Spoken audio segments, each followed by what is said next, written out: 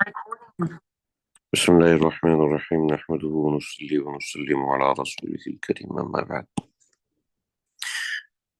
باب الوضع اليمنى على اليسرى في الصلاة.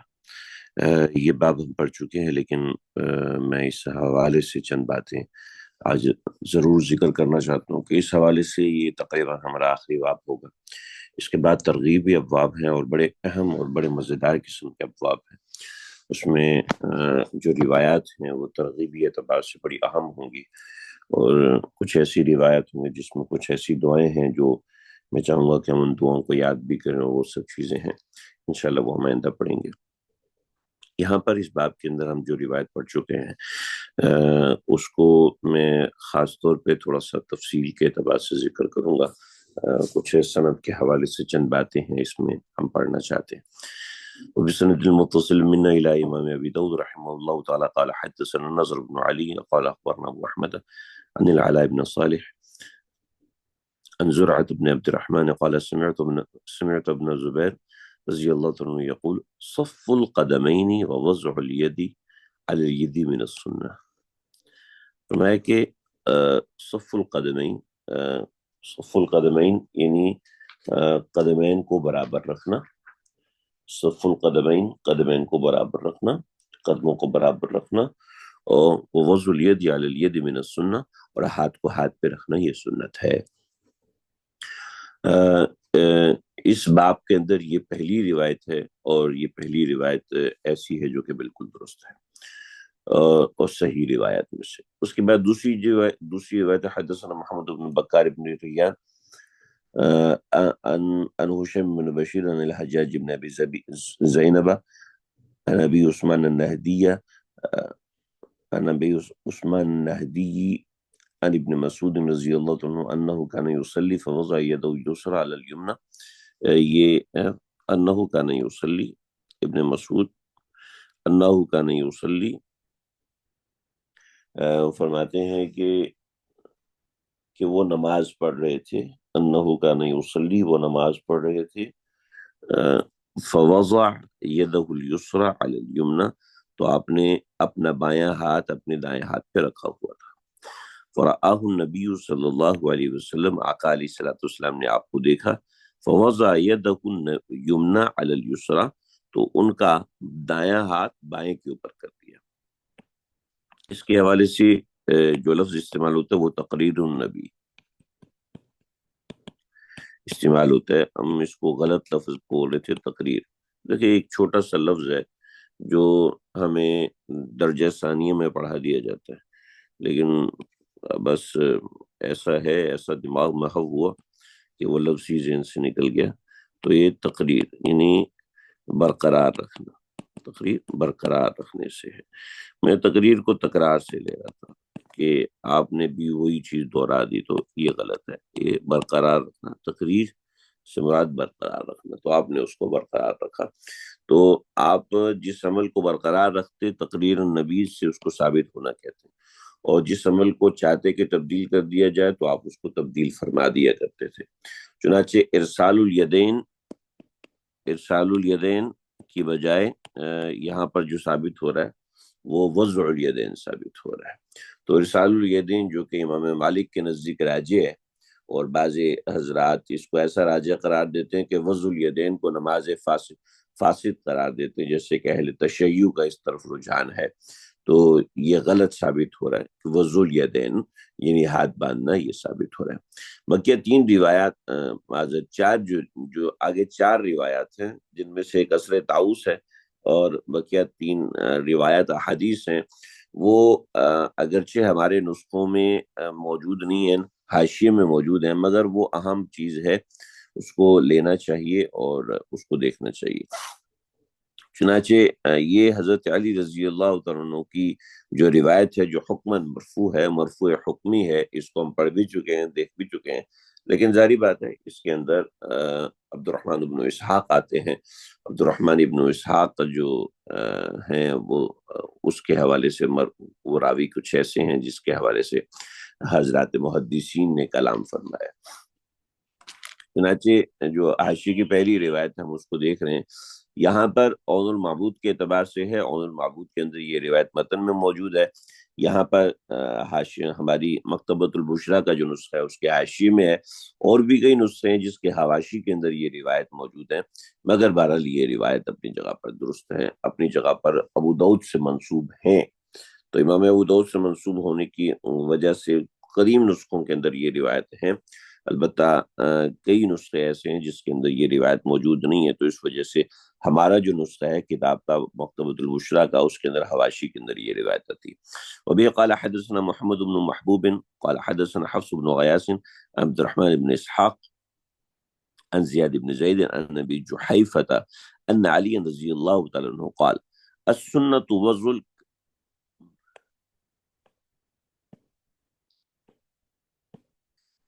السنة وضع الكف على الكف في الصلاة تحت السرة. بعض روایت ہے ان من السنة وضع الكف على الكف في الصلاة تحت السرة.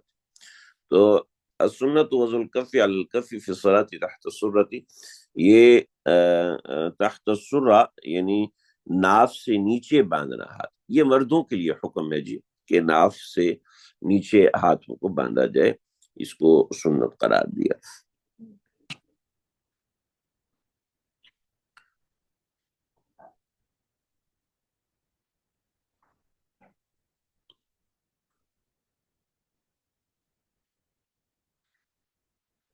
لا الہ الا اللہ۔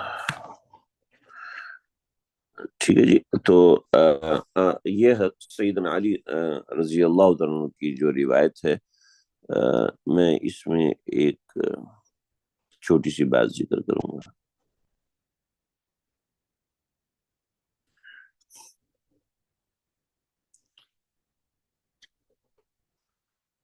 اب یہ میں ایک سلائیڈ کھول رہا ہوں، اس سے سلائیڈ پہ ہم جائیں گے تاکہ سبق اچھے سے ہم سمجھ سکیں۔ یہ روایت میں نے یہاں پہ لکھی ہوئی ہے، اور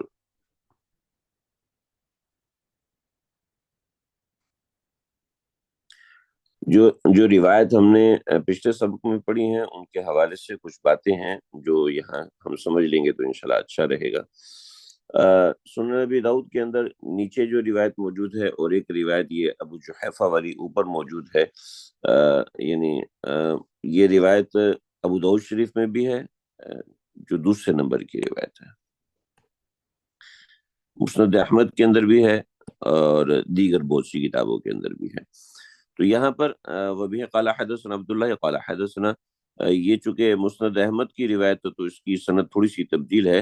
آگے عبد الرحمن ابن اسحاق سے روایت جو سند ہے یہ ابو داؤد شریف سے مل رہی ہے، تو وہی سند بن رہی ہے جو ابو داؤد شریف میں عن زیاد ابن زید السوائي عن ابی جحیفہ عن علی، تو اس کے اندر یہ جو دو راوی ہیں، ان من السنتی، مسند احمد کے لیے جو روایت ہے وہ ان من السنتی وضع الکف علی الکف تحت السرتی، یہ مسند احمد کی روایت ہے، ان من السنتی فی الصلاۃ وضع الکف علی الکف تحت السرتی، یہ اس کی روایت ہے۔ اور جو ہم ابو داؤد شریف کے اندر جو روایت پڑھ رہے ہیں اس روایت میں بس تھوڑا سا فرق ہے، اور وہ یہ ہمارے سامنے کہ السنۃ وضع الکف الکف فی الصلاۃ تحت السرتی، تو دونوں روایت میں جو آپ دیکھیے عبد الرحمن ابن اسحاق عن زیاد ابن زید، ٹھیک ہے، اس کے حوالے سے امام احمد ابن حنبل نے کلام فرمایا ہے ان دو روات کے حوالے سے، اور اس کے حوالے سے جو نیچے ساری بات ہے، اسنادہ ضعیف لضعف عبد الرحمن ابن اسحاق، ان کے حوالے سے تفصیل بتائیے کہ وہ ابو شیبہ الواسطی، یہ ابو شیبہ الواسطی ہیں، اور اس کے حوالے سے امام احمد فرماتے ہیں کہ یہ ضعیف راوی ہے، اور دوسرے راوی ہیں زیاد بن زید، یہ مجہول ہیں، ٹھیک ہے، یحییٰ بن ابی زائدہ وہو یحییٰ وہو بقیہ ان کے حوالے سے جو تفصیل ہے وہ تو ٹھیک ہے، ٹھیک ہے۔ اس روایت کو دار القطنی نے بھی نقل فرمایا ہے، اس طریق سے بحیقی نے بھی نقل کیا ہے، ابی قریب نے بھی نقل کیا ہے، من طریق ابی قریب ان یحییٰ بن ابی زائدہ بہذا الاسناد، یحییٰ بن ابی زائدہ کے طریق سے نقل کیا ہے، ٹھیک ہے۔ یحییٰ بن ابی زائدہ وہ اپنی جگہ پر وہ صحیح لوگ ہیں، یعنی وہ قابل اعتبار و قابل قبول لوگ ہیں۔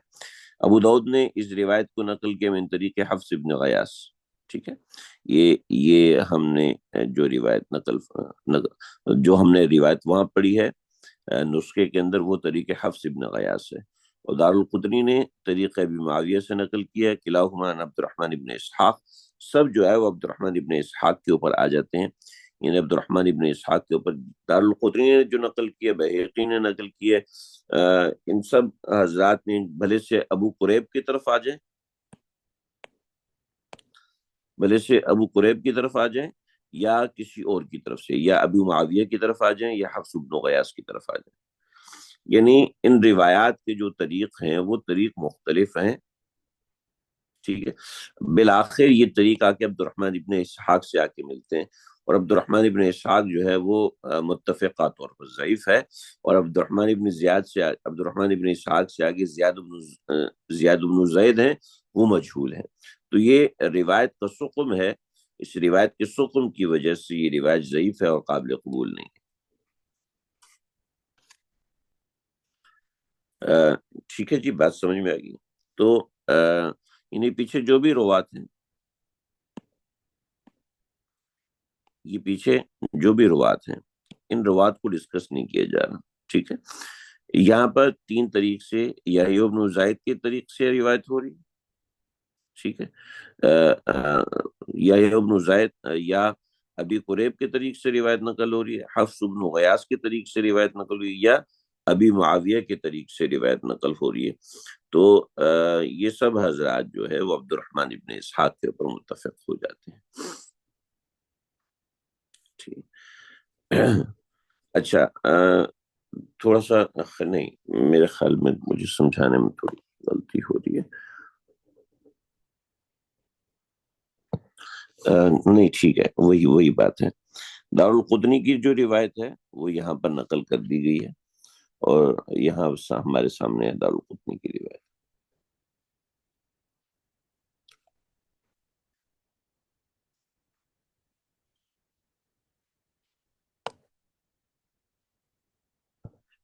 ہاں نہیں نہیں، یہ عبد الرحمن وہ محمد بن اسحاق ہے، یہ عبد الرحمن بن اسحاق، محمد بن اسحاق وہ تو بڑا مستند آدمی ہے، اور محمد بن اسحاق کا جو درجہ ہے، محمد بن اسحاق کا درجہ اگر آئے گا تو وہ اس جگہ پر آئیں گے یا اس جگہ پر آئیں گے، عبد الرحمن بن اسحاق تو بہت پیچھے ہے، ٹھیک۔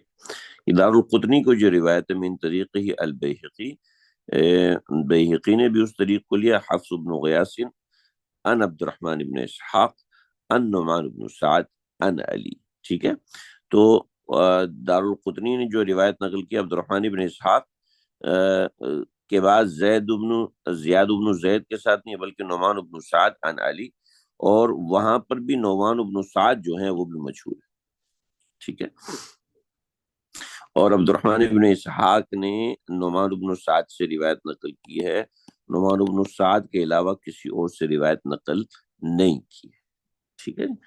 اچھا، اب اس کے مضمون کے اوپر ابن القیم نے بدائع الفوائد کے اندر جو بات ذکر کی ہے، تو اس کے اندر امام احمد بن حنبل فرماتے ہیں کہ یہ روایت فوق السرہ ہے، اور جو دیگر روات ہیں انہوں نے فوق السرہ بیان کیا ہے، لیکن اس روایت کے اندر تحت السرہ ہے۔ عبد الرحمن بن اسحاق سفیان کے شاگردوں میں سے ہیں یا نہیں ہیں یہ مجھے معلوم نہیں ہے، غالباً ہے، میں نے پڑھا ہے اس کے حوالے سے، میں نے بہت زیادہ تفصیل پڑھ لی، ساری کی ساری بات ذہن میں نہیں ہے میرے، تو یہ میں بتا رہا ہوں کہ اس سند کے اندر جو کلام ہے، تھوڑا سا اشارہ کرنا چاہ رہا ہوں کہ اس سند کے اندر یعنی کافی قسم کی بحث ہے، جو کہ بہرحال جو ہے اس سند کو کمزور کر دیتی اور ثابت نہیں رہنے دیتی۔ ایک اور روایت جو کہ امام ابو داؤد نے نقل فرمائی ہے، اگرچہ ہمارے حاشیے میں ہے، ہماری کتاب کے حاشیے میں، اگر یہاں کتاب کے متن میں ہے،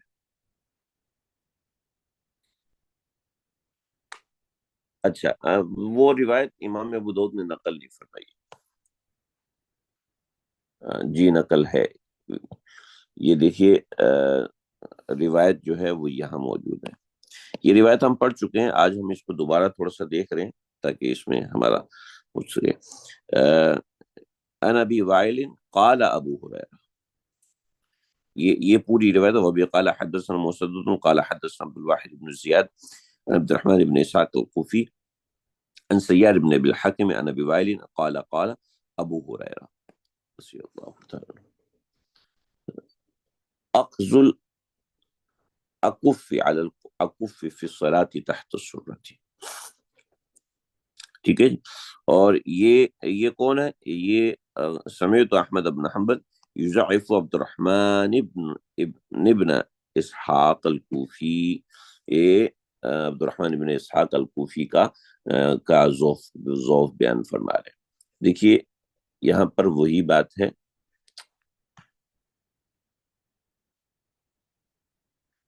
جو ہم یہاں پر دیکھ چکے.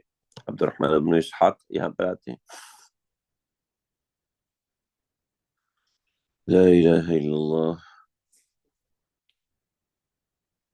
عبد الرحمن ابن اسحاق جو ہیں یہ دونوں جگہ ایک، ٹھیک ہے، وہ بھی کوفی ہیں اور یہ بھی کوفی ہیں. اس روایت میں کوفی کا لفظ استعمال کیا گیا. یہ دیکھیں وبی قال حدثنا مسدد قال حدثنا عبد الواحد بن زیاد عن عبد الرحمن ابن اسحاق الکوفی عن سیار ابی الحکم عن ابی وائل قال قال ابو ہریرہ اخذ الاکف علی الاکف فی الصلاة تحت السرۃ. ٹھیک ہے. قال ابو داؤد سمعت احمد بن حنبل یضعف عبد الرحمن بن اسحاق الکوفی. یہ ساری جو میں نے روایت نقل کی ہے، یہ ساری جو میں نے نیچے تفصیل ذکر کی، یہ اسی لیے امام احمد بن حنبل کی جو جرح ہے اس روایت کے اوپر، اس جرح کے حوالے سے بتائی. یہ ساری جو جرح ہے یہ امام احمد بن حنبل نے فرمائی ہے. تو یہ جرح ساری کی ساری مسند احمد کے حوالے سے میں نے نقل کی. اور یہ جو صفحہ نمبر 222 جلد نمبر 2، یہیں پر مسند احمد کے اندر یہ ساری تفصیل ذکر فرمائی، جس کی بنیاد جو مدار سند ہے عبد الرحمن بن اسحاق الکوفی ہیں، اور عبد الرحمن بن اسحاق الکوفی ضعیف ہیں، لہٰذا تحت السرہ کا استدلال وہ سمجھ میں نہیں آ رہا. جی ہاں، بہت ساری تفصیلات ہیں، میں نے کچھ تفصیل اس میں لکھی ہے، ساری تفصیل نہیں لکھی. ہمارے حاشیے کے اندر بڑا واضح طور پر لکھا گیا ہے. جو کتاب کا حاشیہ بہت زبردست قسم کا حاشیہ ہے، اس کو دیکھ لیا جائے، انشاءاللہ فائدہ مند ہوگا. اچھا، یہ تو روایت یہ ہو گئی.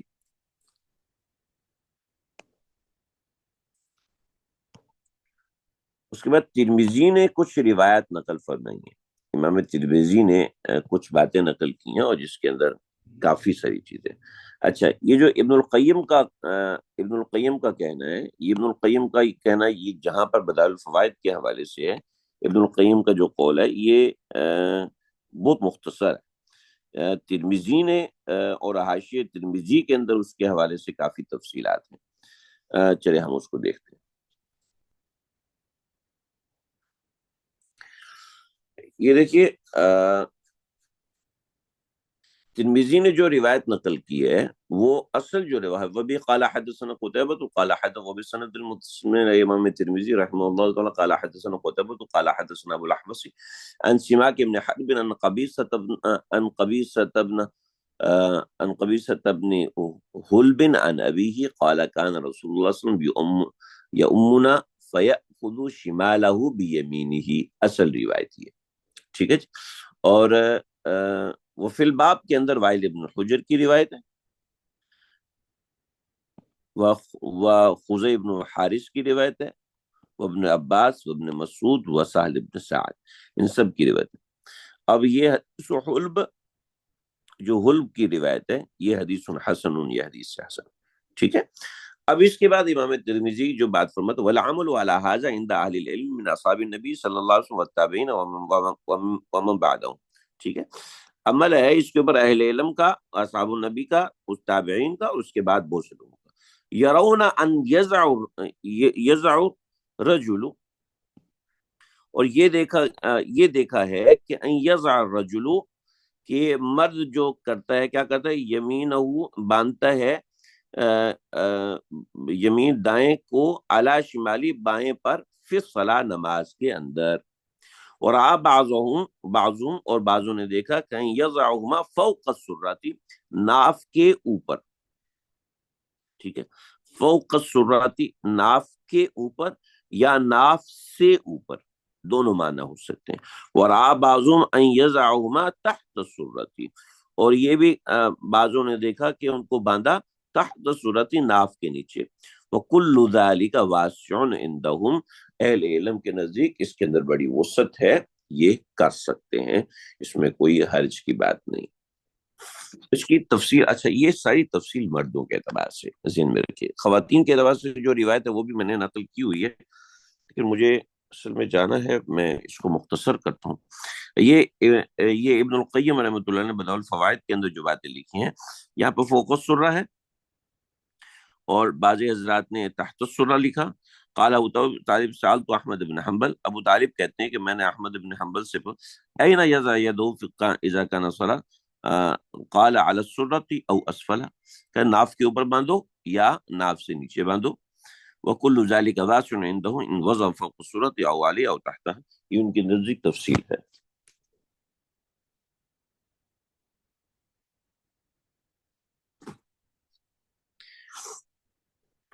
قلنا، یہ ابن القیم کہتے ہیں، هو الصواب الذی لا معدل له، بھئی یہ ٹھیک تو ہے لیکن ہمارے نزدیک یہ قابل قبول ہے، لأن ثابت عنہ ان وضع الیمن علی الیسر فی الصلاۃ، ثابت تو اللہ کے نبی سے وضع الیمن علی الیسر، اما مکان الوضع فلم یرد فیہ حدیث صحیح، اس کے اندر صحیح حدیث نہیں ہے، اس کے اندر صحیح حدیث نہیں۔ اچھا، یہ معذرت سے یہ ناصر الدین البانی نہیں ہے، یہ کوئی اور یعنی محشی ہیں جنہوں نے حاشیہ لکھا ہوا ہے۔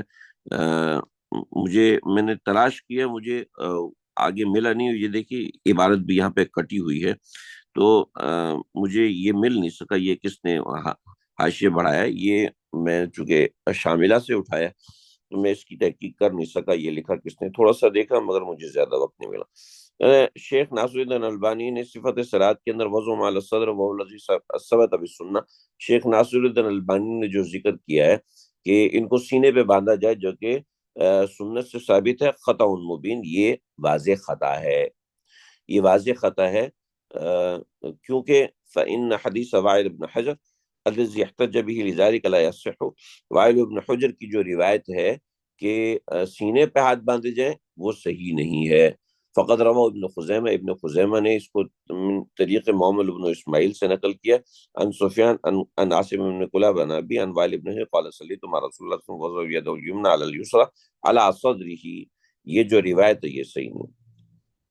وقول على صدره زیادت انفرد بها محمد بن اسماعیل من بین اصحاب الثوری وهو صحیح الحفظ، وهو صحیح الحفظ، یہ غالباً بزل کی عبارت ہے، میرے خیال میں یہ بزل کی عبارت ہے یا پھر موجودہ کسی محدث کی بات ہے، بزل کی عبارت بھی نہیں ہو سکتی کیونکہ بزل کے وقت ناصر الدین البانی کا وجود نہیں تھا، لیکن یہ عبارت مجھے صحیح نہیں لگی، اگرچہ یہ ہمارے مسلک کے خلاف ہے لیکن یہ عبارت بظاہر صحیح نہیں ہے۔ وجہ اس کی ہے کہ جب میں نے اس کو دیکھا تو مجھے یہ آپ کے سامنے بہقی ہے، اور بہقی نے انہوں نے جو مدار بنایا ہے اپنی نقد کا، وہ محمد بن ابراہیم کو بنایا، تو محمد بن ابراہیم سے یہ روایت نقل نہیں۔ دیکھیں، صف القدمین وضع الید علی الید من السنتی، ایک روایت یہ آگئی، ٹھیک ہے جی۔ اس کے بعد جو روایت ہے یہ عبد الجبار بن وائل عن ابیہ عن امہ عن وائل بن حجر، یہ جو روایت ہے، قال حضرت رسول اللہ صلی اللہ علیہ وسلم اذا او حين نحز الى المسجد فدخل المحراب، محراب سے داخل ہو، ثم رفع يديه بالتكبير ثم وضع يمينه على يسره على صدره، یہاں محمد بن ابراہیم کا ذکر نہیں ہے بلکہ ڈائریکٹ یہ روایت ہے، ٹھیک ہے جی۔ تو ہمارے حنفیہ حضرات نے ایک معذرت میں ایک نظر اس کو دیکھوں، معمل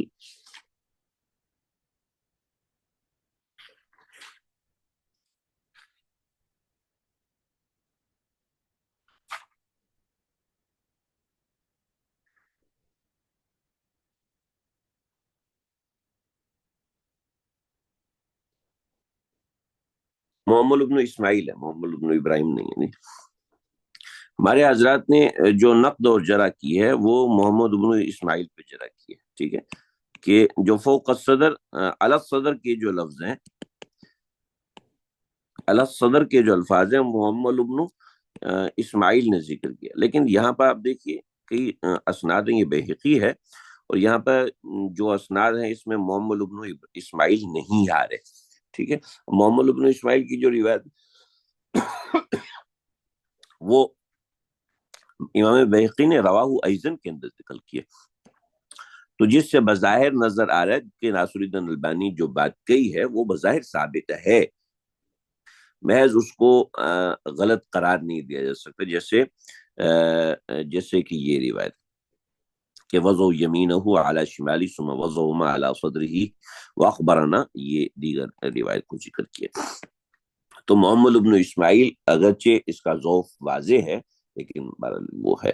آگے کی روایت آپ دیکھیں، اس کے اندر بھی محمد ابن اسماعیل نہیں آتے، مگر روایت اپنی جگہ پر ہے، اگرچہ صحیح روایت نہیں ہے۔ بات وہی ہے کہ اگرچہ صحیح روایت نہیں ہے، اس کا تعلق خشوع اور خضوع کے ساتھ ہے، جس کو ہم اپنے پچھلے سبق میں دیکھ چکے ہیں۔ اب آپ کے سامنے یہ روایت ہے، اور اس روایت کے اندر قال فی هذه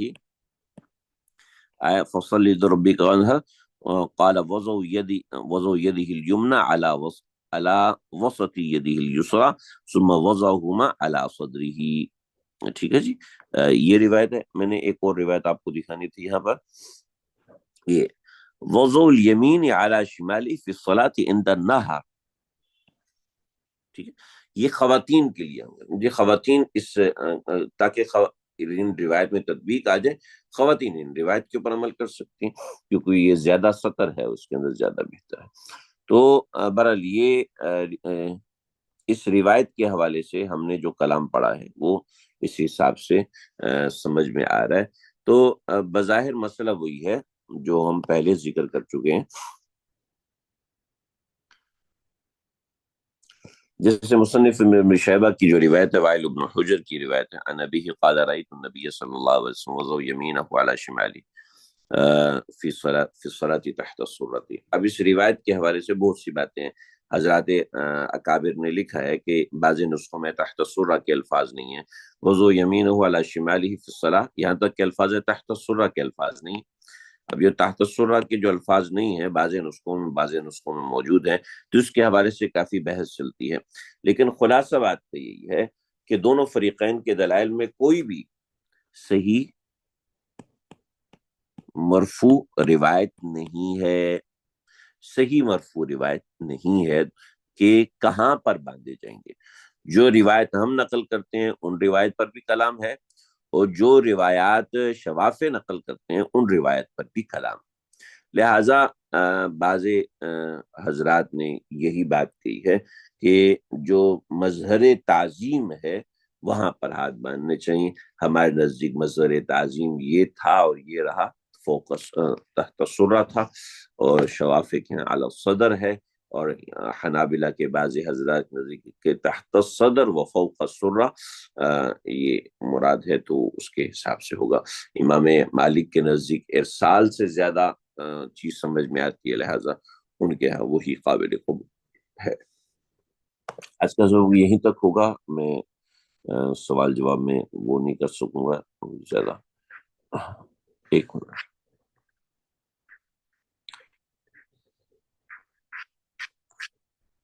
نہیں وہ فی بخاری والی جو بات ہے وہ میرے پاس نہیں ہے، یہاں پر نہیں، میں نے کہیں اور پڑھی ہے، اور میں جو پڑھ کے سنا رہا ہوں وہ میں اسکرین پہ ساتھ ساتھ دکھا بھی رہا ہوں، اس کے علاوہ میں نہیں پڑھ رہا۔ یہ جو میں نے کچھ ہی باتیں پڑھی بیہقی کی روایت میں سے پڑھی۔ اچھا، ہمارا سبق یہیں تک ہوگا۔ ہم آگے جو پڑھیں گے وہ آگے ترغیبی روایت، اور آگے کی روایت بہت مزے کی ہیں، ہم انشاءاللہ آئندہ اس سبق کو جاری رکھیں گے۔ کچھ سوال ہو تو گروپ میں کر لیجیے گا، مجھے تھوڑا سا جلدی نکلنا ہے اس وجہ سے ہم اس کو یہیں پر رکھیں گے۔ السلام علیکم ورحمۃ اللہ وبرکاتہ۔